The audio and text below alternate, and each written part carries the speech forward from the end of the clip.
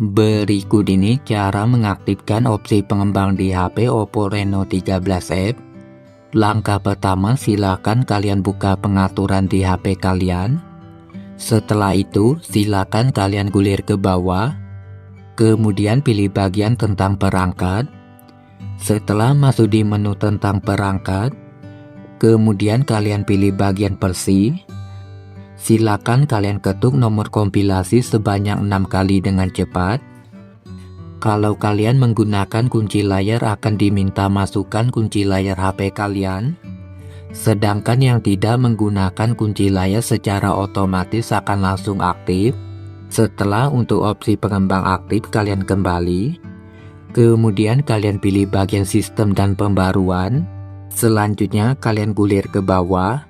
Dan untuk opsi developer sudah tampil dan siap kalian gunakan sesuai dengan kebutuhan kalian.